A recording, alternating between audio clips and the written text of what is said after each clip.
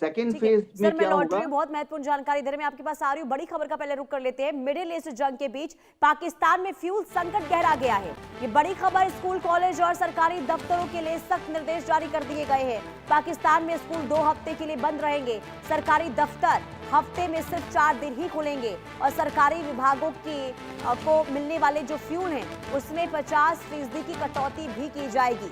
तो पाकिस्तान को लेकर ये बहुत बड़ी खबर, पाकिस्तान में किस कदर स्थिति यहाँ पर शुरू हो गई है तेल को लेकर, और मिडिल ईस्ट में जो हालात इस वक्त देखने को मिल रहे हैं, इसे लेकर पाकिस्तान में अब फ्यूल संकट जो है वो मंडरा रहा है। स्कूल कॉलेज और सरकारी दफ्तर है उसे लेकर ऐलान किया गया है कि उसे बंद कर दिए जाएंगे और 2 हफ्ते के लिए ये बंद रहेंगे। और इसके अलावा जो सरकारी दफ्तर है हफ्ते में सिर्फ 4 दिन ही खुलेंगे और सरकारी विभागों को जो 50% की जो फ्यूल मिलते हैं उसमें 50% की कटौती की जाएगी। लेकिन कुल मिलाकर देखिए, आप ये समझिए कि पाकिस्तान पर अब सीधे तौर पर फ्यूल संकट जो है वो अब दिखना शुरू हो चुका है, क्योंकि इससे पहले देखिए हम आपको जानकारी दे रहे थे कि अलग अलग देशों में इसका असर जो है वो दिखेगा तेल का। लेकिन बात अगर पाकिस्तान की करते, क्योंकि पाकिस्तान की स्थिति तो पहले से बहुत ज्यादा खराब थी, और ऐसे में जब मिडिल ईस्ट में जंग चल रही है और ऐसे में यहाँ पर फ्यूल संकट को लेकर पाकिस्तान की जो टेंशन है वो बहुत ज्यादा बढ़ती हुई इस वक्त नजर आ रही है।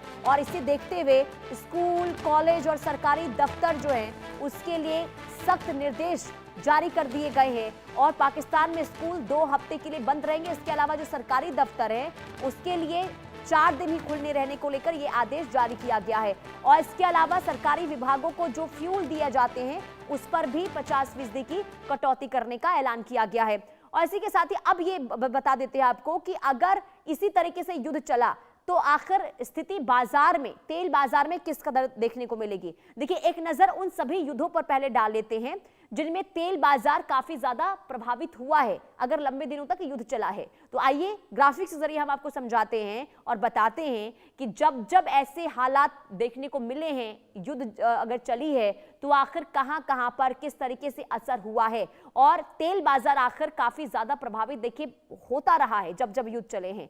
और ऐसे में आपको बता दें कि जो स्थिति अब देखने को मिल रही है, और ऐसे में माना यह जा रहा है कि लंबे दिनों तक अगर यही युद्ध चले, जंग चलती रही, तो आने वाले दिनों में वैश्विक बाजारों पर संकट जो है वो मंडरा सकता है।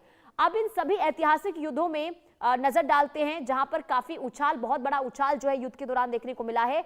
और ऐसे में सबसे पहले बात कर लेते हैं, देखिए कब कब बाजारों पर असर पड़ा है। तो सबसे पहले हम लिए चलते हैं आपको 1973 में। देखिए, यौम कीपर युद्ध की बात करते हैं तो तेल की कीमतों में सबसे बड़ा उछाल उस वक्त देखने को मिला था और 1973 में 300% की बढ़ोतरी इस वक्त तेल में देखने को मिली थी और पूरी दुनिया को एनर्जी स्ट्रैटेजी बदलनी उस वक्त पड़ी थी।